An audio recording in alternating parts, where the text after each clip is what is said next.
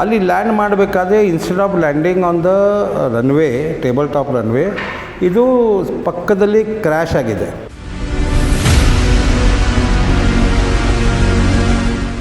ಈಗ ಆಲ್ರೆಡಿ ಬಿಪಿನ್ ರಾವತ್ ಅವ್ರದ್ದಾಯಿತು, ಆಮೇಲೆ ಗುಜರಾತ್ ವಿಜಯ್ ರೂಪಾನಿ ಅವರ ಇದ್ದ 700 ಜನದ ಆಕ್ಸಿಡೆಂಟ್ ಆಯಿತು.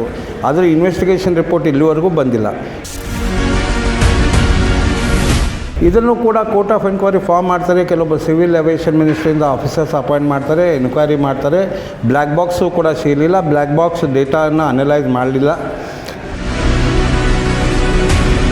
ಹಿಂಗಿದ್ದಾಗ ಇದಕ್ಕೆ ಎಲ್ಲಾದರೂ ಅಂತ್ಯ ಹಾಡಬೇಕು. ಅಂತ್ಯ ಹಾಡಿಲ್ಲ ಆದರೆ ಈ ಥರ ಆಕ್ಸಿಡೆಂಟ್ಗಳು ನಡೀತವೆ. ಫಾರ್ ಎಕ್ಸಾಂಪಲ್, ನಾನು ಮಂಜುನಾಥ್ ನಗರ್ ಹುಬ್ಬಳ್ಳಿಯಲ್ಲಿದ್ದವನು. ಸಪೋಸ್ ಏರ್ಪೋರ್ಟ್ ನಮ್ಮ ಮನೆ ಹತ್ರನೇ ಇದೆ. ಸಪೋಸ್ ವಿಮಾನ ಲ್ಯಾಂಡ್ ಆಗಲಾರದೆ ಈ ಮಂಜುನಾಥ್ ನಗರದ ಬಡಾವಣೆಯಲ್ಲಿ ಅನ್ನೋದು ಬಿದ್ದಿದ್ದು ಎಷ್ಟು ಅನಾಹುತ ಆಗ್ತಿತ್ತು. ದೇಶದಲ್ಲಿ ಮತ್ತೊಂದು ವಿಮಾನ ದುರಂತ ಆಗಿರ್ತಕ್ಕಂಥದ್ದು ಏನಂತಂದರೆ ಮಹಾರಾಷ್ಟ್ರದ DCM ಏನಂತಂದರೆ ಅಪಘಾತದಲ್ಲಿ ಮರಣ ಹೊಂದಿದ್ದಾರೆ. ಈ ಬಗ್ಗೆ ಮಾತಾಡಲಿಕ್ಕೆ ನಮ್ಮ ಜೊತೆ ಮಾಜಿ ಏರ್ಫೋರ್ಸ್ನ ಅಧಿಕಾರಿಗಳು ಇದ್ದಾರೆ, ಅವ್ರನ್ನೇ ಮಾತಾಡಿಸ್ತಾ ಹೋಗೋಣ. ಸರ್, ಇದೊಂದು ದುರಂತ ಪದೇ ಪದೇ ಹೀಗೆ ಆಗ್ತಾಯಿದೆ, ಏನು ಸರ್?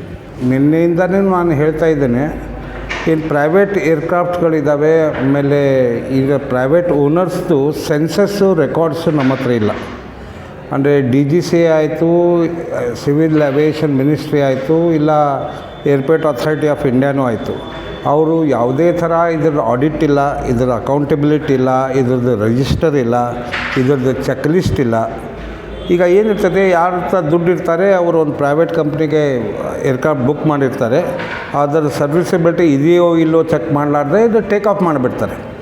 ಟೇಕ್ ಆಫ್ ಮಾಡಬೇಕಾದ್ರೆ ಈ ವಿಮಾನದಲ್ಲಿ ಏನಾಗಿದೆ, ಟೇಕ್ ಆಫ್ ಮಾಡಬೇಕಾದ್ರೆ ಏನೂ ಸಮಸ್ಯೆ ಆಗಿಲ್ಲ. 20 ಮಿನಿಟ್ಸ್ ಏರ್ನಲ್ಲಿದ್ದಾಗೂ ಏನೂ ಸಮಸ್ಯೆ ಆಗಿಲ್ಲ. ರನ್ವೇ ಹತ್ತಿರ ಬರ್ತಾ ಡಿಸೆಂಡಿಂಗ್ ಯಾವಾಗ ಆಗ್ತಾಯಿತ್ತು ಏರ್ಕ್ರಾಫ್ಟು, ಆವಾಗ ಪೈಲಟ್ ಕಮ್ಯುನಿಕೇಟ್ ಮಾಡಿದ್ದಾನೆ ATC ಕಡೆ. ಮತ್ತು ಬಾರಾಮತಿ ಕೂಡ ಇದೇನು ಸರ್ಟಿಫೈಡ್ ಏರ್ಪೋರ್ಟ್ ಇಲ್ಲ, it's A small table top airport ಇದೆ. ಅರೌಂಡ್ 1 ಕಿಲೋಮೀಟರ್ ಇದು ರನ್ವೇ ಇದೆ. ಅಂದರೆ ಸರ್ಟಿಫೈಡ್ ರನ್ವೇಲಿ, ಇದಕ್ಕೆ ನಾವು ನಮ್ಮ ಏರ್ಫೋರ್ಸ್ ಲ್ಯಾಂಗ್ವೇಜಲ್ಲಿ ಟೇಬಲ್ ಟಾಪ್ ರನ್ವೇ ಅಂತ ಹೇಳ್ತೇವೆ. ಅಲ್ಲಿ ಲ್ಯಾಂಡ್ ಮಾಡಬೇಕಾದ್ರೆ instead of landing on the runway, table top runway, ಇದು ಪಕ್ಕದಲ್ಲಿ ಕ್ರ್ಯಾಶ್ ಆಗಿದೆ. ಕ್ರ್ಯಾಶ್ ಆದ ತಕ್ಷಣ ಕೆಳಗಡೆ ಏನು ATF ಇರ್ತದೆ, ಏವಿಯೇಷನ್ ಟರ್ಬೈನ್ ಫ್ಯೂಯಲ್, ಅದು ಡೀಸೆಲ್ ಪೆಟ್ರೋಲ್ಗಿಂತ 100ರಷ್ಟು ಸ್ಟ್ರಾಂಗ್ ಇರ್ತದೆ. ಅಂದರೆ ಅದರ ಎಫೆಕ್ಟ್ ಇಷ್ಟಾಗಿದೆ ಅಂತಂದರೆ ಏರ್ಕ್ರಾಫ್ಟ್ ಪೂರ್ಣ ಥರ ಸುಟ್ಟು ಹೋಗಿದೆ. ಬಾಡಿಗಳೆಲ್ಲ ಕಲ್ಲು ಇಡ್ಲಿ ಟೈಪ್ ಆಗಿದ್ದಾವೆ. ಆ ನಂತರ ವಿಮಾನ ಪೂರಾ ಸ್ಮ್ಯಾಶ್ ಆಗಿ ಹೋಗಿದೆ. ಅಲ್ಲಿ ಅದರ ಡರ್ಬೀಸ್ ಬಿದ್ದಿದ್ದಾವೆ. ನನ್ನ ಆತಂಕ, ನನ್ನ ಕಳವಳಿ ಈ ವಿಮಾನ ದುರಂತದ ಬಗ್ಗೆ ಏನಂತಂದರೆ, ನಾನು ಅಜಿತ್ ಪವಾರ್ ಅವ್ರಿಗೆ ನನ್ನ ಶ್ರದ್ಧಾಂಜಲಿನ ಅರ್ಪಿಸ್ತೇನೆ. ಆದರೆ ಪಬ್ಲಿಕ್ನೆಸ್ ಮುಖಾಂತರ ನಾನು ಒಂದು ಮನವಿ ಸರ್ಕಾರಕ್ಕೆ ಮಾಡ್ತೇನೆ. ಏನಂತಂದರೆ, ಸಪೋಸ್ ಸೇಮ್ ಏರ್ಕ್ರಾಫ್ಟ್ ಇದು ಎಲ್ಲರೇ ಹಳ್ಳಿಯಲ್ಲಿ ಕ್ರ್ಯಾಶ್ ಆಗಿದರೆ, ಹಳ್ಳಿಯಲ್ಲಿ ಇರುವ ಏನು ಅನಾಹುತಗಳಾಗ್ತಿದ್ವು ಅದರ ಬಗ್ಗೆ ಯಾರು ಅಕೌಂಟಬಿಲಿಟಿ, ಯಾರು ಅದನ್ನ ಕ್ವಶನೂ ಮಾಡ್ತಾಯಿಲ್ಲ. ಹೀಗಾಗಿ 2 ದಿವಸ ಈ ವಿಮಾನ ದುರ್ಘಟನೆ ಬಗ್ಗೆ ಚರ್ಚೆ ಮಾಡ್ತೇವೆ, ವಿಷಯ ಮುಗಿತದೆ, ಮತ್ತೊಂದು ವಿಮಾನ ಬೀಳ್ತದೆ, ಮತ್ತೆ ಚರ್ಚೆ ಪ್ರಾರಂಭ ಆಗ್ತದೆ. ಈಗ ಆಲ್ರೆಡಿ ಬಿಪಿನ್ ರಾವತ್ ಅವ್ರದ್ದಾಯಿತು, ಆಮೇಲೆ ಗುಜರಾತ್ ವಿಜಯ್ ರೂಪಾನಿ ಅವರ ಇದ್ದ 700 ಜನದ ಆಕ್ಸಿಡೆಂಟ್ ಆಯಿತು. ಆದರೆ ಇನ್ವೆಸ್ಟಿಗೇಷನ್ ರಿಪೋರ್ಟ್ ಇಲ್ಲಿವರೆಗೂ ಬಂದಿಲ್ಲ. ಇದನ್ನು ಕೂಡ ಕೋರ್ಟ್ ಆಫ್ ಎನ್ಕ್ವೈರಿ ಫಾರ್ಮ್ ಮಾಡ್ತಾರೆ. ಕೆಲವೊಬ್ಬರು ಸಿವಿಲ್ ಏವಿಯೇಷನ್ ಮಿನಿಸ್ಟ್ರಿಯಿಂದ ಆಫೀಸರ್ಸ್ ಅಪಾಯಿಂಟ್ ಮಾಡ್ತಾರೆ, ಎನ್ಕ್ವೈರಿ ಮಾಡ್ತಾರೆ. ಬ್ಲ್ಯಾಕ್ ಬಾಕ್ಸು ಕೂಡ ಸಿಗಲಿಲ್ಲ, ಬ್ಲ್ಯಾಕ್ ಬಾಕ್ಸ್ ಡೇಟಾನ ಅನಲೈಸ್ ಮಾಡಲಿಲ್ಲ. ಹಿಂಗಿದ್ದಾಗ ಇದಕ್ಕೆ ಎಲ್ಲಾದರೂ ಅಂತ್ಯ ಹಾಡಬೇಕು. ಅಂತ್ಯ ಹಾಡಿಲ್ಲ ಆದರೆ ಈ ಥರ ಆಕ್ಸಿಡೆಂಟ್ಗಳು ನಡೀತವೆ. ಫಾರ್ ಎಕ್ಸಾಂಪಲ್, ನಾನು ಮಂಜುನಾಥ್ ನಗರ್ ಹುಬ್ಬಳ್ಳಿಯಲ್ಲಿದ್ದವನು. ಸಪೋಸ್ ಏರ್ಪೋರ್ಟ್ ನಮ್ಮ ಮನೆ ಹತ್ರನೇ ಇದೆ. ಸಪೋಸ್ ವಿಮಾನ ಲ್ಯಾಂಡ್ ಆಗಲಾರದೆ ಈ ಮಂಜುನಾಥ್ ನಗರದ ಬಡಾವಣೆಯಲ್ಲಿ ಅನ್ನೋದು ಬಿದ್ದಿದ್ದು ಎಷ್ಟು ಅನಾಹುತ ಆಗ್ತಿತ್ತು. ಅದರ ಅಕೌಂಟಬಿಲಿಟಿ ಏನಾದರೂ ಇದೆಯಾ, ಈ ಅಕೌಂಟಬಿಲಿಟಿ ಚೆಕ್ ಆ್ಯಂಡ್ ಬ್ಯಾಲೆನ್ಸ್ ಮಾಡಲಿಕ್ಕೂ ಕೂಡ ಯಾರಿಗೂ ಆಗ್ತಾಯಿಲ್ಲ.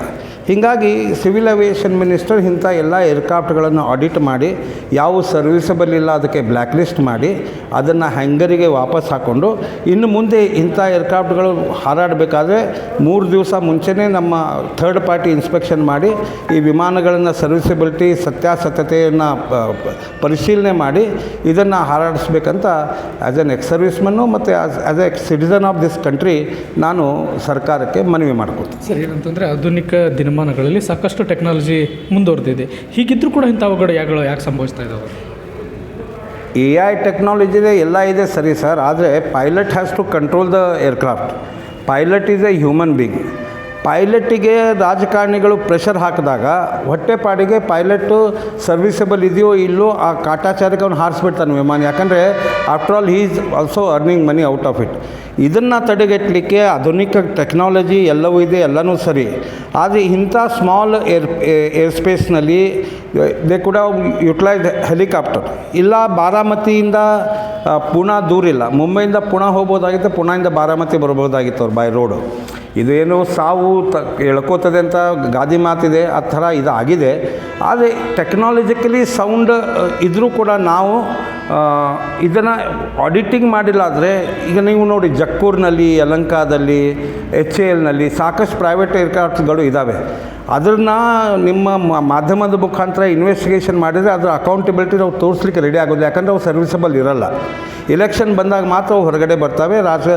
ಕಾಂಗ್ರೆಸ್ ಆಯಿತು, BJP ಆಯಿತು, JDS ಆಯಿತು, ಶರದ್ ಪವಾರ್ ಆಯಿತು, ಉದ್ಧವ್ ಠಾಕ್ರೆ ಆಯಿತು, ಇವೆಲ್ಲ ಅವ್ರ ಹತ್ರ ದುಡ್ಡು ಇರ್ತದೆ ರಾಜಕಾರಣಿಗಳು. ಮತ್ತು ಇನ್ನೊಂದಂದರೆ ಪ್ರೈವೇಟ್ ಏರ್ಕ್ರಾಫ್ಟ್ನಲ್ಲಿ ಯಾಕೆ ಬಳಸ್ತಾರೆ ಅಂತಂದರೆ ಅದಕ್ಕೆ ಸೆಕ್ಯೂರಿಟಿ ಚೆಕಿಂಗ್ ಇರೋಲ್ಲ. ನಿಮ್ಗೆ ಗೊತ್ತು ಇಲೆಕ್ಷನ್ನಲ್ಲಿ ಏನು ಬಳಕೆ ಆಗ್ತದೆ ಅಂತ. ನಾನು ಅದು ನನ್ನ ಬಾಯಿಂದ ಹೇಳಲಿಕ್ಕೆ ಸಾಧ್ಯ ಇಲ್ಲ. ಪಾಲಿಟಿಷಿಯನ್ಸ್ ಪ್ರೈವೇಟ್ ಏರ್ಕ್ರಾಫ್ಟ್ ಯಾಕೆ ಬಳಕೆ ಮಾಡ್ತಾರೆ ಅಂತಂದು ಹಂಚಲಿಕ್ಕೆ ಅಂತಲೇ ಬಳಕೆ ಮಾಡ್ತಾರೆ. ಅದು ಆ ವಿಮಾನದಲ್ಲಿ ತೊಗೊಂಡು ಹೋಗ್ತಾರೆ, ಯಾರಿಗೂ ಗೊತ್ತಾಗೋದಿಲ್ಲ. ಈ ನ್ಯಾಷನಲ್ ಇಲೆಕ್ಷನ್ನಲ್ಲಿ ಚೆಕಿಂಗ್ ನಡೀತದೆ, ಆದರೆ ಇಂಥ ಜಿಲ್ಲಾ ಪರಿಷತ್ ಚುನಾವಣೆಗಳಲ್ಲಿ ಚೆಕಿಂಗ್ ನಡೆಯೋದಿಲ್ಲ. ನಾನು ಅದರಿಂದ ಆಗಿದೆ ಅಂತ ಹೇಳ್ತಾ ಇಲ್ಲ. ಆದರೆ ಇವು ಎಲ್ಲ ಸಾಧ್ಯತೆ ಇಟ್ಕೊಂಡು ಅದಕ್ಕೂ ಏನಾದರೂ ಸ್ಟ್ಯಾಂಡರ್ಡ್ ಆಪ್ರೇಷನ್ ಪ್ರೊಸೀಜರ್ ಇಟ್ಕೊಂಡು, ಚೆಕ್ ಲಿಸ್ಟ್ ಇಟ್ಕೊಂಡು ಇದನ್ನು ಆಡಿಟಿಂಗ್ ಮಾಡಿ ಮುಂದೆ ಇನ್ವೆಸ್ಟಿಗೇಷನ್ ಮಾಡಿ ಇದರ ರಿಪೋರ್ಟ್ ತೆಗಿಬೇಕಂತ ನಾನು ಕೇಳ್ಕೊತೀನಿ. Thank you. ಏನಂತಂದರೆ ಇದಿಷ್ಟು ಏನಂತಂದರೆ ಮಾಜಿ ವಾಯುಸೇನಾಧಿಕಾರಿಗಳ ಮಾತು. ಏನಂತಂದರೆ ಪ್ರತಿಯೊಂದು ಪ್ರಕರಣಗಳನ್ನ ತಾರ್ಕಿಕ ಅಂತ್ಯಕ್ಕೆ ಒಯ್ಯಬೇಕು. ಏನಂತಂದರೆ ಅಡ್ಟ್ ಮಾಡುವಾಗ ಮತ್ತೇನಂತಂದರೆ ತಾಂತ್ರಿಕ ಸಮಸ್ಯೆಗಳನ್ನ ಕೂಲಂಕುಷವಾಗಿ ಪರಿಶೀಲನೆ ಮಾಡಿ ಅಂತಂದರೆ ಟೇಕಪ್ ಮಾಡುವಂಥ ಕೆಲಸಗಳನ್ನ ಮಾಡಬೇಕು. ಈ ಬಗ್ಗೆ ಸರ್ಕಾರ ಸೂಕ್ತ ಕ್ರಮಗಳನ್ನು ಕೈಗೊಳ್ಳಬೇಕು. ಅದೇ ರೀತಿ ಪ್ರಕರಣಗಳನ್ನು ತಾರ್ಕಿಕ ಅಂತ್ಯಕ್ಕೆ ಒಯ್ಯಬೇಕು ಎಂಬುದನ್ನ ಮಾತನ್ನು ಹಂಚಿಕೊಂಡಿದ್ದಾರೆ. ಮಲ್ಲೇಶ್ವರನಿಗೆ ಪಬ್ಲಿಕ್ ನೆಕ್ಸ್ಟ್, ಹುಬ್ಬಳ್ಳಿ.